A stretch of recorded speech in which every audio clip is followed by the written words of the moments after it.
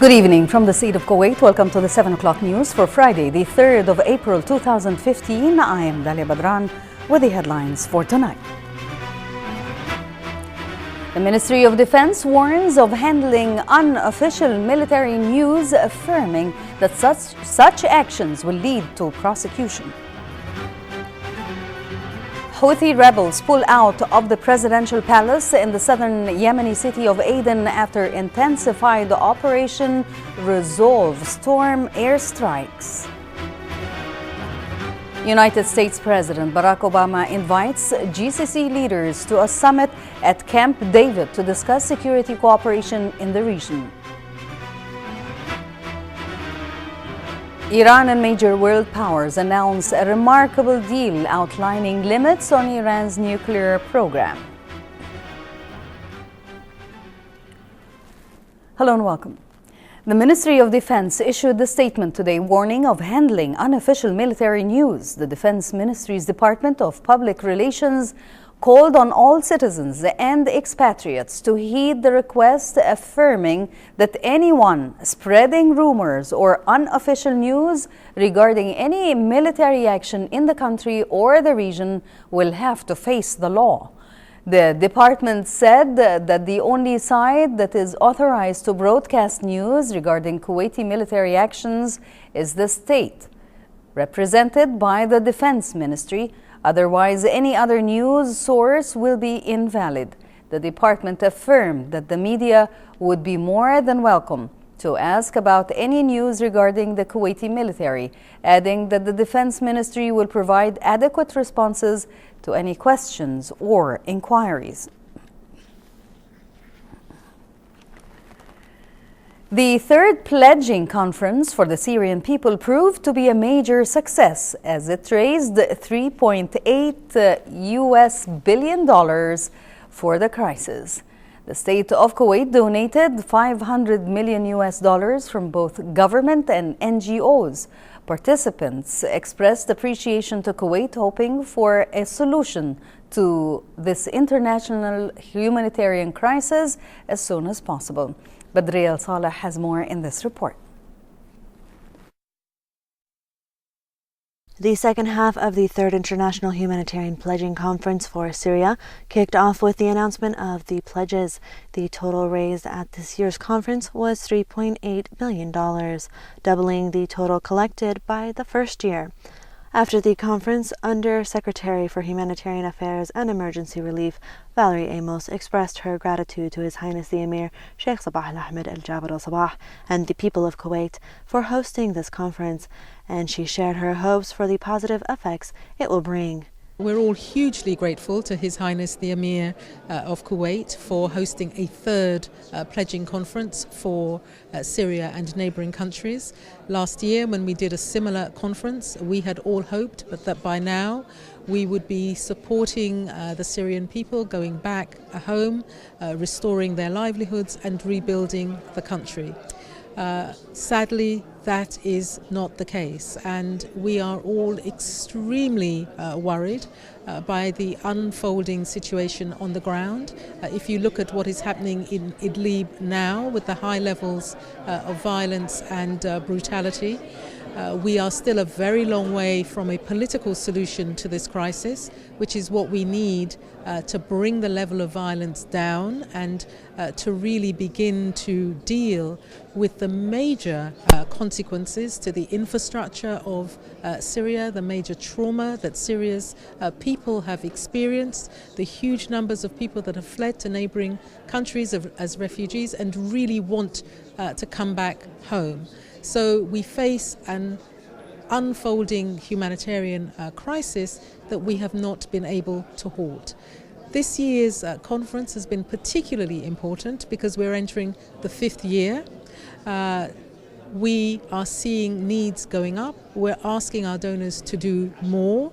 We have had a comprehensive report that we have given to donors to link the work that we are doing inside Syria, with the work we're doing with refugees outside Syria, with the host communities in neighbouring countries, and support to the governments of those neighbouring countries as well. So the ask is bigger, it's more comprehensive. Our donors stepped up. We have had $3.8 billion pledged today, 3.3 billion of it from donor countries, over 500 million from NGO partners. Some of these funds will go towards supporting the Syria Strategic Response Plan, as well as the Regional Refugee and Resilience Plan inside and outside of Syria, with an aim to address the pressure placed on neighboring host countries. This is a huge contribution to our fundraising effort. And as His Excellency, the First Deputy Prime Minister and Foreign Minister of Kuwait said in the press conference, we all hope that by next year it will be very different. As elated as the delegates were by the success of this conference, each was keen to express their adamant conviction that a political resolution is imminent and the only solution for the crisis, as they expressed their hopes that next year will be focused on rebuilding the country instead. At Bayan Palace, I'm Badriya Saleh reporting for the English News. Badriya. Houthi rebels pulled out of the presidential palace in the southern Yemeni city of Aden after Operation Resolve Storm carried out tens of thousands of airstrikes on the palace and its surrounded areas. Yemeni sources said the Arab coalition forces offered food and medical supplies as well as light weapons and ammunition for popular committees in Yemen. Meanwhile, fierce fighting erupted between popular committees and forces loyal to Houthis in Aden, leaving at least 15 rebels killed. This came as coalition forces continued to airstrike aerial defenses in Taiz and gathering points for Houthis near Bab el-Mandab Strait. As international efforts continue to solve the security crisis in Yemen, the U.S. Defense Department has cleared the way for American military planes to start aerial refueling Saudi Arabian jets that are bombing the Houthi fighters in the country. For its part, Turkey's foreign minister said that his country wants a political solution to the crisis, offering intelligence and logistics support to the military operations. Meanwhile, Pakistan, China, and Russia were among the countries that have begun evacuating their citizens and others from conflict-torn Yemen. As Russia evacuated more than 300 people from the country, Chinese naval frigate has evacuated 225 foreign citizens. United States President Barack Obama said that he has invited Gulf leaders to a spring summit at Camp David to discuss security cooperation in the region. Obama said he is inviting GCC leaders to see how to further strengthen security cooperation while resolving the multiple conflicts that have caused instability throughout the Middle East. He made the statement after speaking with the custodian of the two holy mosques, King Salman bin Abdulaziz Al Saud, to reaffirm the U.S. commitment to the security of its partners in the Gulf. President Obama said that he also spoke with British Prime Minister David Cameron, French President François Hollande, and German Chancellor Angela Merkel to reaffirm their participation in this effort. Iraqi Prime Minister Haider al-Abadi called on security forces today to arrest anyone breaking the law in the city of Tikrit, where looting has been seen following the ousting of the so-called Islamic State militants. According to a statement issued by the Prime Minister's office, the Prime Minister calls on the forces in Tikrit to arrest any person who performed such acts and to preserve the belongings and facilities in Salahuddin province. Al-Abadi said enforcement of the law was essential in order to bring life back to the province as well as returning families to the city. The statement came after Iraqi government claimed victory over the IS insurgents in Tikrit last Wednesday after a month-long battle for the city fought by the Iraqi army and federal police with the support of other militiamen.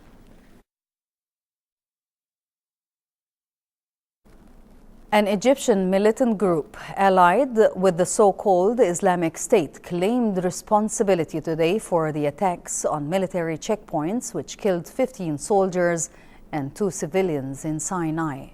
Sinai province said in a statement its fighters used rocket propelled grenades and other weapons in the attacks on Thursday, which highlighted security challenges facing Egypt despite one of the toughest crackdowns on militancy in its history. Sinai-based militants have killed hundreds of soldiers and police in the past few months.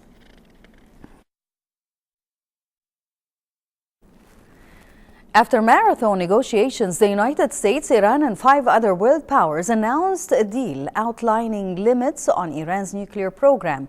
Reading from a joint statement at a news conference after the preliminary deal was struck, European Union foreign policy chief said the agreement was a comprehensive resolution that will ensure the exclusively peaceful nature of the Iranian nuclear program. She hailed the resolution, which will prohibit Iran from producing weapons-grade plutonium, as a decisive step after more than a decade of work. The commitment's key points are now to be implemented by June 30 as part of a comprehensive agreement. U.S. President Barack Obama hailed the deal with Iran as a historic agreement that would address concerns about the country's nuclear ambitions. Of dangerous nuclear material. This framework would cut off every pathway that Iran could take to develop a nuclear weapon. Iran will face strict limitations on its program, and Iran has also agreed to the most robust and intrusive inspections and transparency regime ever negotiated for any nuclear program in history. So this deal is not based on trust. It's based on unprecedented verification. Kenyan officials said the death toll in the attack on a Kenyan university by extremists has risen sharply to 147 people as the operation to free hostages being held in a dormitory there ended with the death of terrorists involved. The attack, one of the deadliest in the country's recent history, took place at Garissa University College, which is located near the country's border with Somalia, and lasted more than 13 hours. According to sources, the 4 attackers, who are related to Al-Qaeda-affiliated terror group Al-Shabaab, were strapped with explosives which went off like bombs when they were hit by gunfire from Kenyan force officers. The French Air Accident Investigation Agency said the co-pilot of the crashed Germanwings flight repeatedly speeded up the plane as he used the automatic pilot to descend the A320 into the Alps. The new detail from the agency was based on an initial reading of the plane's black box data recorder found buried at the crash site. The reading strengthened investigators' initial suspicions that the co-pilot destroyed the plane, though prosecutors are still trying to find out the reason. All 150 people aboard the flight from Barcelona to Dusseldorf were killed in the March 24th crash.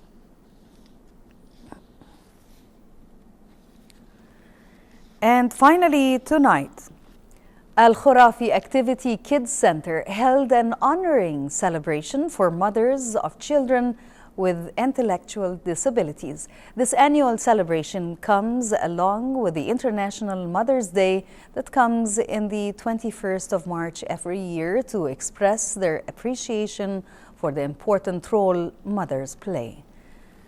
Norhan Al-Alfi has more.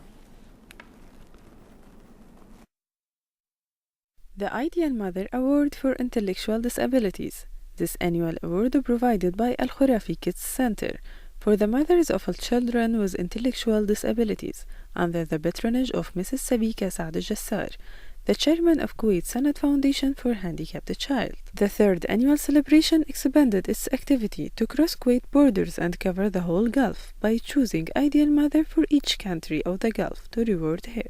We are celebrate today with mother from the GCC countries because they are special mother, not like the other mother, because they have children from the mental disability, and we are here to encourage them to give more and more.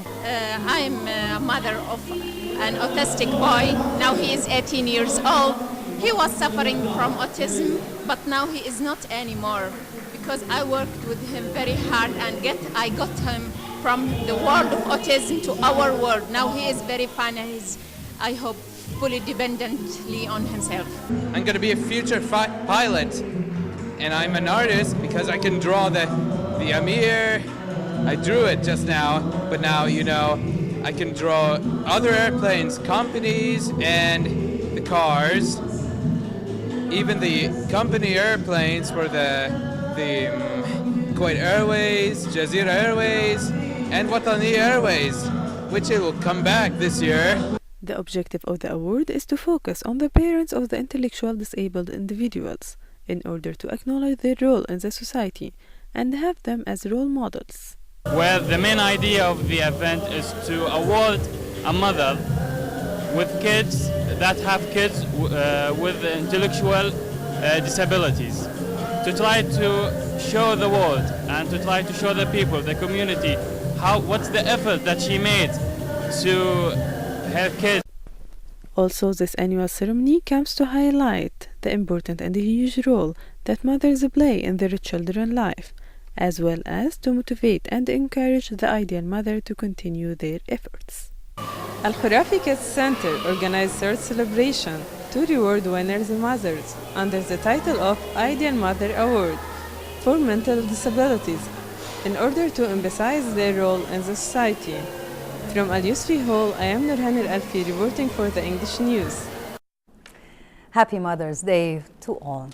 For a chance to see our reports again, please visit our YouTube channel at MOI Kuwait News. Before we end, here is a quick reminder of today's headlines.